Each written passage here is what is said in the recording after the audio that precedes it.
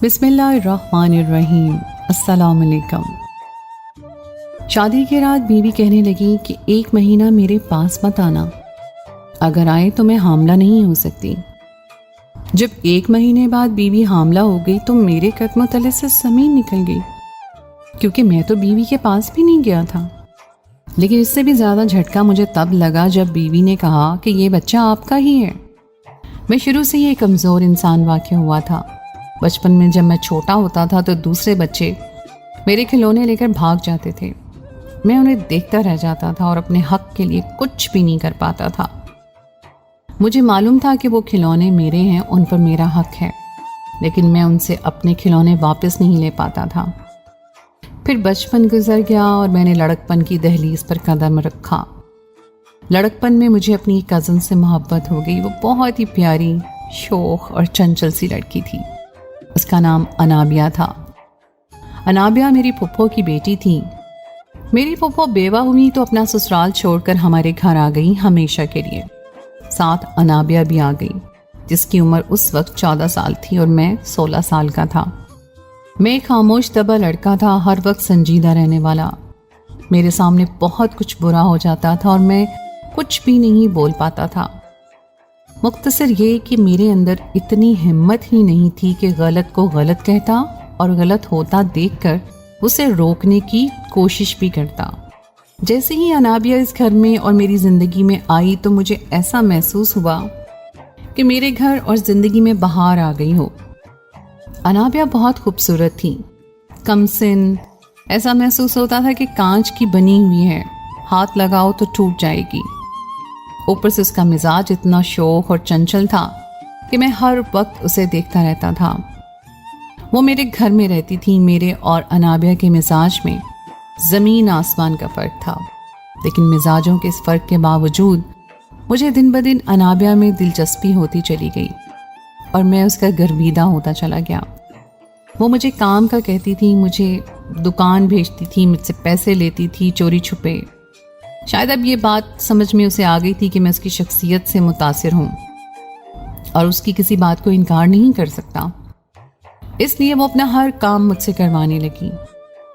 इन कामों में कुछ अच्छे काम भी होते थे, लेकिन कुछ खुफिया और ख़तरनाक भी होते थे। जैसे कि वो मुझे ख़त में कहती कि ये फ़लाँ को देकर आओ, किसी को पता ना चले।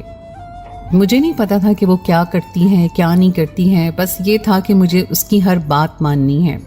इस तरह लड़कपन गुजर गया और मैंने जवानी की दहलीज पर कदम रखा और मेरी अनाबिया से मोहब्बत में इजाफा होता चला गया और ये मोहब्बत इश्क में तब्दील हो गई।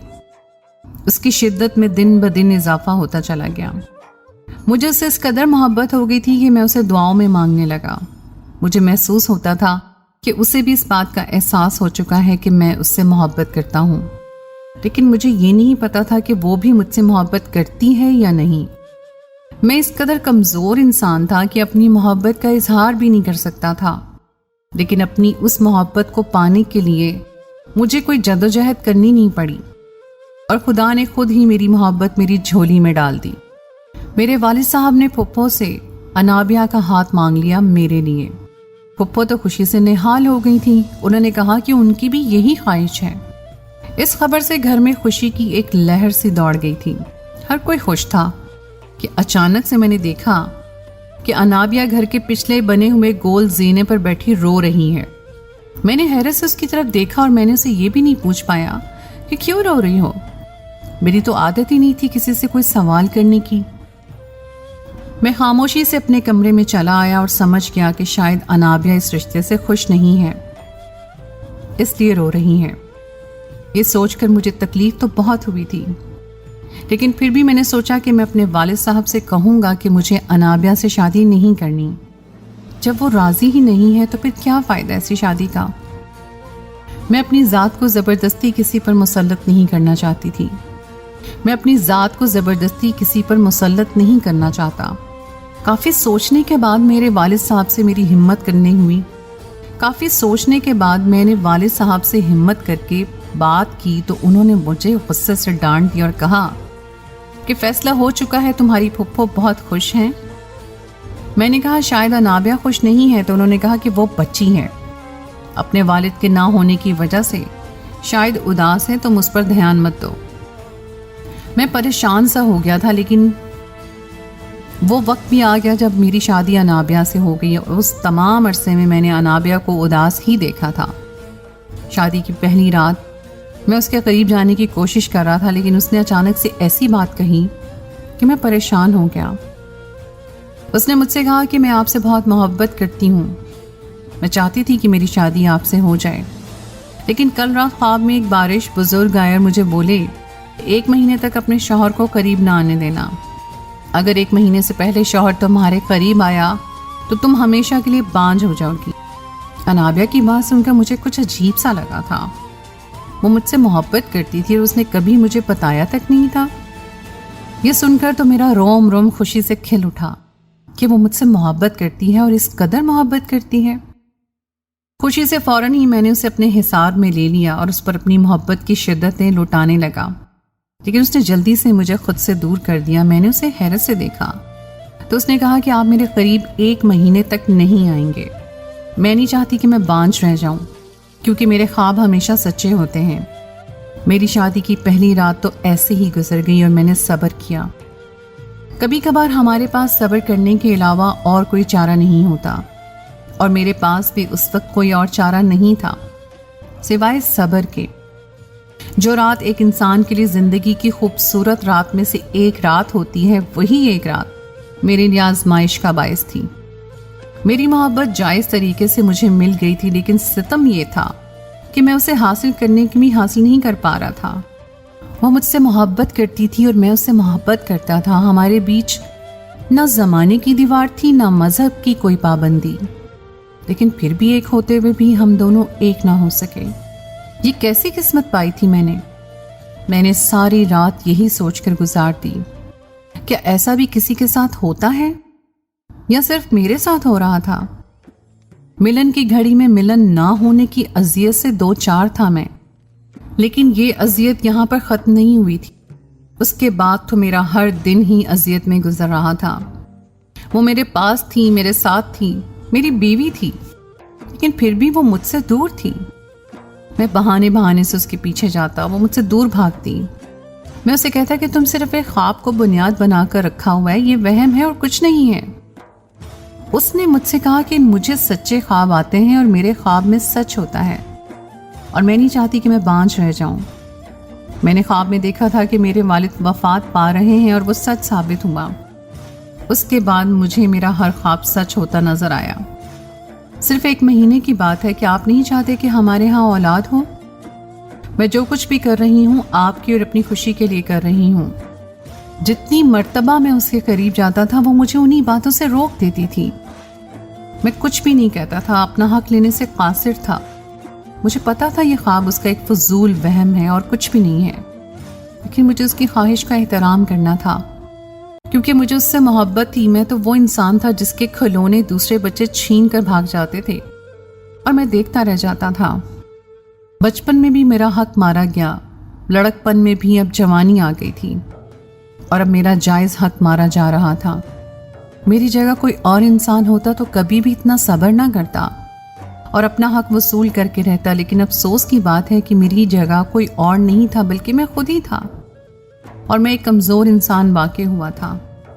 پھر ایک رات جب میں سونے کی تیاری میں تھا تو انابیہ میرے لیے دودھ کا گلاس لے کر آئی اور مجھے کہا کہ اس میں بادام ڈالا ہے، آپ کو اچھی نیند آ جائے گی۔ جب اس نے اپنے ہاتھ سے دودھ کا گلاس مجھے دیا تو میں انکار نہ کر سکا اور فوراً پی لیا، لیکن جیسے ہی میں نے گلاس ختم کیا میرا سر بھاری ہونے لگا اور میری آنکھیں نیند سے بوجھل ہونے لگیں، اور مجھے پتہ ہی نہیں چلا میں کس وقت سو گیا۔ جب میں صبح اٹھا تو میرا سر ویسے ہی بھاری تھا۔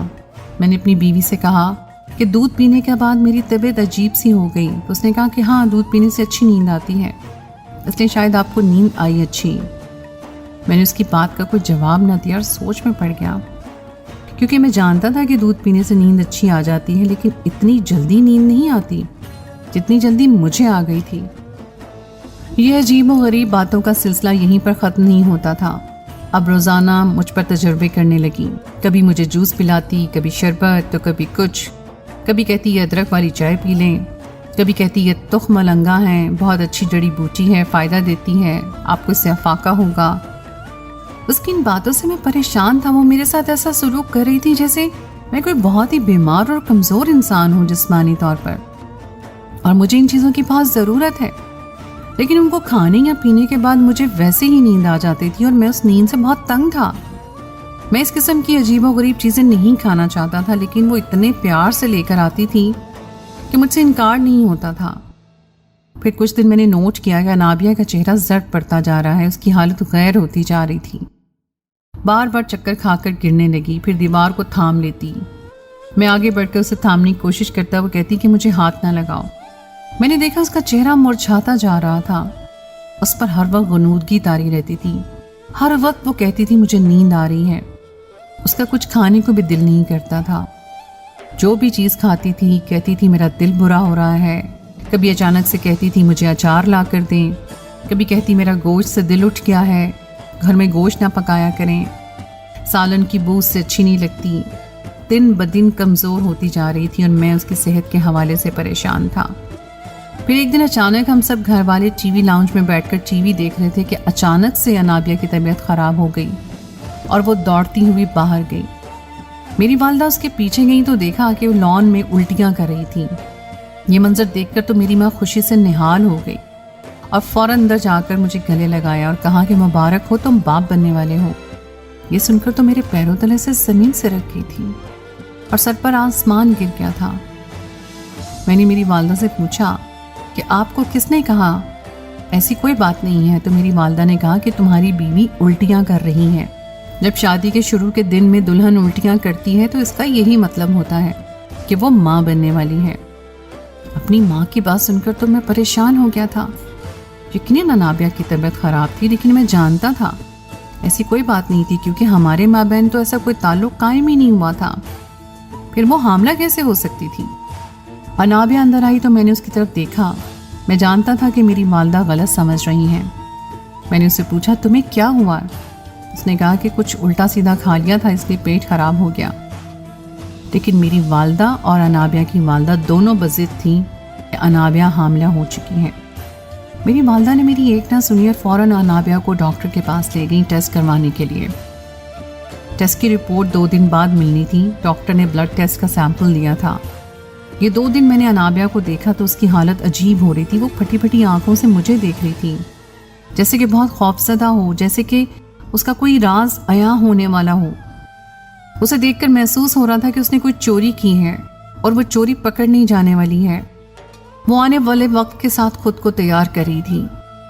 میں تو مطمئن تھا، مجھے معلوم تھا ایسی کوئی بات نہیں ہے، لیکن انابیہ کی حالت دیکھ کر مجھے شک ہونے لگا تھا کہ دال میں کچھ کالا ہے۔ وہ کچھ بولتی نہیں تھی، بس عجیب سی حرکتیں کر رہی تھی۔ میں اسے سوال کرتا تو وہ غصہ ہونے لگتی اور کہتی کہ مجھ سے اتنے سوال مت کیا کریں، میں سوالات سے تنگ ہوتی ہوں۔ اس کی بات سن کر میں نے اسے مزید کوئی سوال نہیں کیا۔ میری والدہ نے مجھے کہا کہ رپورٹ آ گئی ہے، تم جا کر لے آؤ۔ جب میں رپورٹ لیب سے لے کر ڈاکٹر کو دکھانے گیا تو ڈاکٹر نے مجھے ایسی خبر سنائی جسے سن کر میں سکتے میں آ گیا۔ مجھے یقین نہیں آ رہا تھا کہ رپورٹ میں جو لکھا تھا کیا وہ سچ تھا۔ میں رپورٹ لے کر گھر آیا اور یہاں پر میری برداشت ختم ہو گئی۔ میں جو اتنے عرصے سے خاموش تھا، جو کبھی اپنے حق کے لیے آواز نہیں اٹھاتا تھا، آج میں بول پڑا۔ کہتے ہیں گونگا جب بولتا ہے تو کفن پھاڑ کر بولتا ہے۔ میں بھی جیسے صدیوں کا گونگا تھا اور آج اسی مثال میں بول رہا تھا۔ میرے ہاتھ میں رپورٹ تھی اور میرے گھر والے خوشخبری کے منتظر تھے۔ وہ ان کے لیے تو واقعی خوشخبری تھی، لیکن میرے لیے نہیں تھی۔ میری والدہ نے پوچھا کہ رپورٹ میں کیا آیا تو میں نے کہا کہ آپ کی بہو ماں بننے والی ہے، لیکن آپ کے بیٹے کی نہیں بلکہ کسی اور کی ناجائز اولاد اس کی کوکھ میں پل رہی ہے۔ میری بات سن کر میری ماں نے میرے منہ پر ایک زوردار تماچا مار دیا۔ میرے والد صاحب بھی غصے میں آ گئے کہ میں نے سب کے سامنے اس قدر غیر اخلاقی بات کیسے کر دی۔ میں نے خونخوار نظروں سے انابیہ کی طرف دیکھا اور اسے دیکھتا ہی رہ گیا۔ شادی سے لے کر اب تک کی ساری باتیں مجھے یاد آنے لگیں اور میں تانے بانے بننے لگا۔ میرا دماغ پھٹا جا رہا تھا، میرا بس نہیں چل رہا تھا کہ میں خود کو ختم کر دوں۔ کس قدر بے غیرت انسان تھا میں۔ اگر مجھ میں ذرا سی بھی غیرت ہوتی تو اس وقت اپنی بیوی کو جان سے مار چکا ہوتا۔ میں نے اپنے والدین کو نظر انداز کرتے ہوئے انابیہ کو دیکھا، اس کی جانب کیا और उसे शानों से झंझोड़ कर सवाल किया कि मुझे सच सच बताओ कि किसका गुनाह मेरे सर पर थोप रही हो। मैं गुस्से में बिफरा हुआ था, मेरा बस नहीं चल रहा था कि दुनिया को तहस नहस कर दूं। मेरी बात सुनकर अनाबिया ने रोना शुरू कर दिया और बोली, ये बच्चा आपका है। मैं इसके इतने बड़े झूठ पर हैरान होकर उसकी तरफ देखने लगा। वो सबके सामने मुझे झूठा साबित करने पर तुली हुई थी और सब उसकी बात पर फौरन से ईमान भी ले आए थे।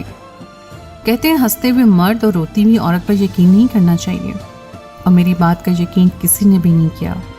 सब ने अनाबिया की बात का यकीन किया और उसने जबरदस्त अदाकारी करते हुए मुझे झूठा साबित कर दिया था। सब मुझे झूठा इसलिए कह रहे थे कि इस 1 महीने में मैंने घर वालों से अनाबिया की कोई शिकायत नहीं की थी और हम दोनों एक खुशहाल जोड़े की तरह जिंदगी गुजार रहे थे और सबको यही लग रहा था कि हमारे माबैन अच्छा ताल्लुक है। मैं खामोश हो गया और कमरे में चला आया तो अनाबिया मेरे पीछे आ गई। उसने मुझसे कहा, ये बच्चा आपका ही है, आपको याद नहीं है कि दूध पीने के बाद आप सो जाते थे और इसी नींद के खुमार में आप एक मर्तबा मेरे करीब आए थे और ये उसी का नतीजा है। उसने इतने यकीन से ये बात बोली थी कि मैं सोच में पड़ गया। फिर मुझे याद आया कि उसकी दी हुई उल्टी सीधी चीज़ें खाने के बाद मैं वाकई में गुनूदगी में चला जाता था। हो सकता है वो सच कह रही हो। जब वो इतने यकीन से कह रही थी तो मैंने उसे कहा कि तुम मुझे दूध में क्या मिला कर देती थी। उसने कहा कुछ भी नहीं, लेकिन उसको पीने के बाद आप पर नशा तारी हो जाता था। मुझे उसकी किसी बात पर यकीन नहीं आ रहा था कि मेरे पास उसकी बात पर यकीन करने के अलावा कोई चारा भी तो नहीं था। उसने मुझे कहा कि आपको सब घर वालों के सामने तमाशा नहीं बनाना चाहिए था, आप पहले मुझसे पूछ लेते। वो ये तमाम बातें इतनी यकीन से कह रही थी कि मैं खुद ही अपने आप को झूठा लगने लगा। ज़रूर उसकी बातों में कुछ ना कुछ सच्चाई तो थी जिसकी वजह से वो इस कदर मुतमईन और खुद-ए-एतमादी का शिकार थी। मुझे अब परेशानी हो रही थी क्योंकि जो तमाशा मैंने घर वालों के सामने लगाया था, अब मैं सबको क्या मुंह दिखाऊंगा। उसके बाद मेरे घर वालों ने मुझसे बातचीत करना बंद कर दी। सब मुझे नज़रअंदाज कर रहे थे, सब मुझसे नाराज़ थे। मेरी माँ तो मुझे देखकर मुंह दूसरी तरफ फेर देती थी। मैं जहाँ बैठता मेरे वालिद मुझे देखकर वहाँ से उठकर चले जाते और अनाबिया की वालदा यानी मेरी फुप्पो मुझसे सख्त नाराज़ थीं। मैं सबकी नाराज़गियाँ बर्दाश्त नहीं कर पा रहा था, इसलिए मैंने सबसे माफ़ी मांगी और कहा कि आइंदा ऐसा कुछ नहीं होगा। मेरे बहुत इसरार पर बड़ी मुश्किल से सब ने मुझे माफ़ कर दिया और सब कुछ नॉर्मल हो गया। लेकिन अगर कोई नॉर्मल नहीं था तो वो मैं था। मैं कैसे नॉर्मल हो सकता था इतने बड़े वाक़े के बाद जिसकी सच्चाई का मुझे अभी तक कुछ इल्म नहीं था। अनाबिया ने मुझसे कहा कि बच्चा पैदा होने के बाद आप DNA टेस्ट करवा लेना, आपको सारी हकीकत पता चल जाएगी। बस मेरी आपसे ये गुजारिश है कि 9 महीने आप खामोश रहें तो सारी सच्चाई आपके सामने आ जाएगी। मैं खामोश हो गया था और जहर का ये घूंट भी पी लिया और 9 महीने मैंने सब्र का दामन एक बार फिर से थाम लिया। ये 9 महीने मेरे लिए पहाड़ की मानिंद थे। न जाने कैसे ये वक्त मैंने काटा, ये मैं ही जानता था। और फिर वो दिन भी आ गया जब वो बच्चा दुनिया में आया। वो बेटी थी और बिल्कुल अनाबिया की जैसी थी। उसे जब मैंने अपनी गोद में उठाया तो मुझे अजीब सा एहसास हुआ अपनाइयत का।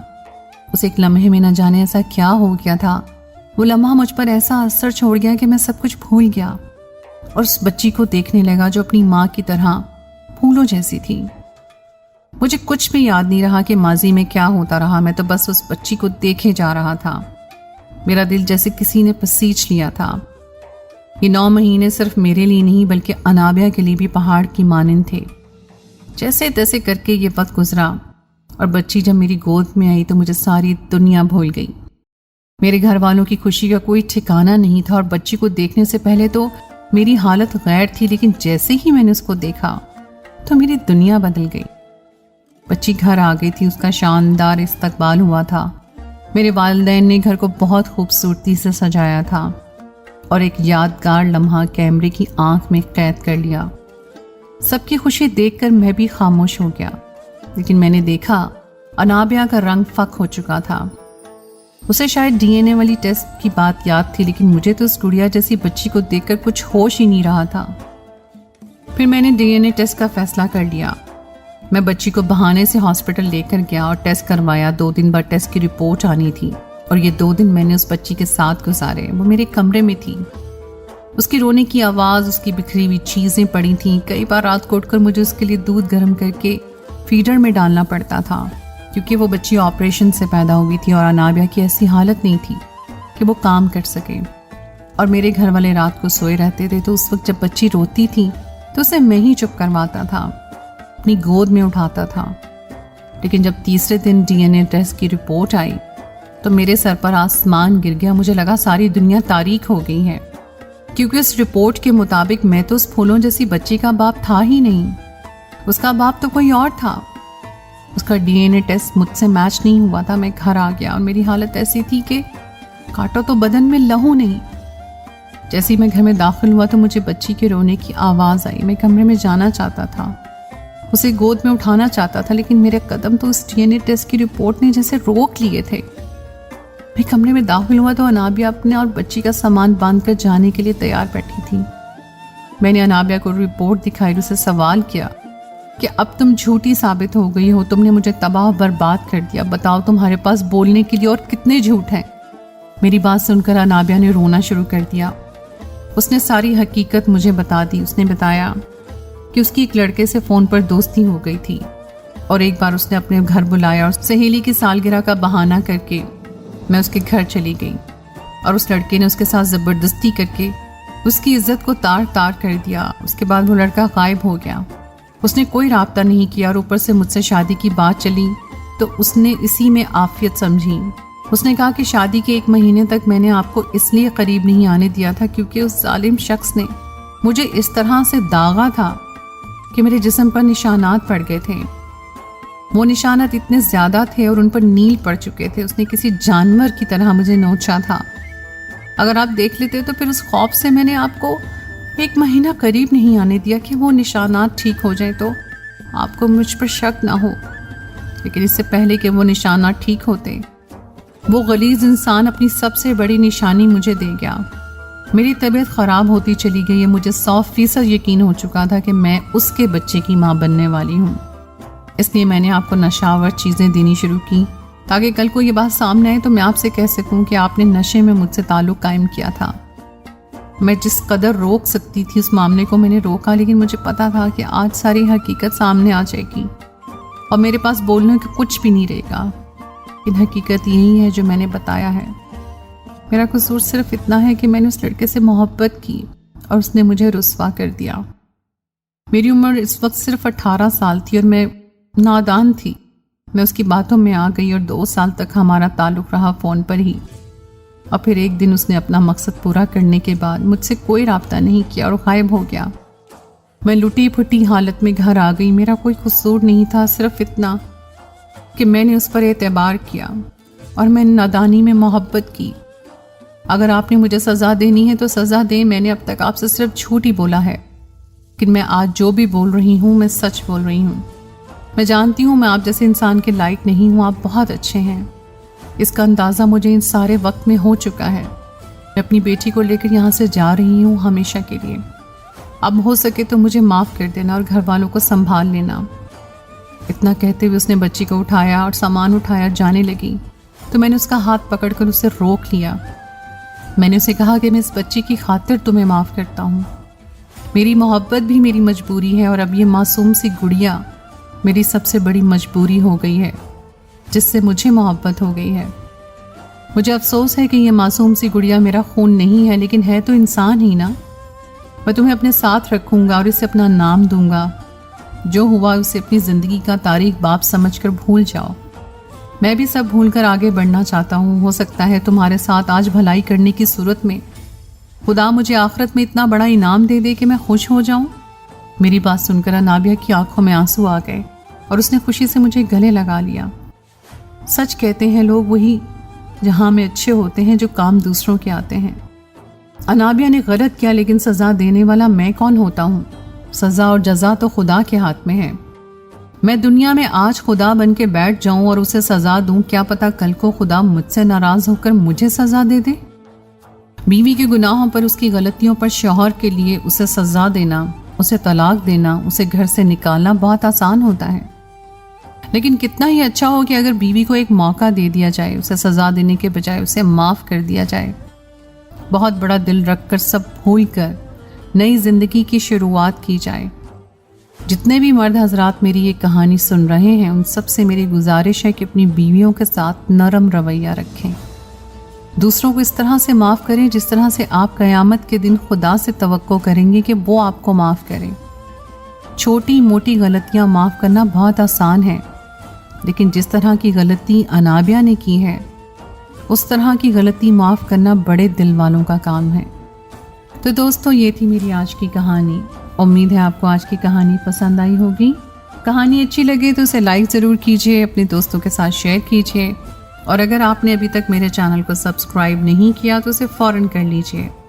अगली कहानी तक के लिए मुझे दीजिए इजाज़त। खुदाए पहमान।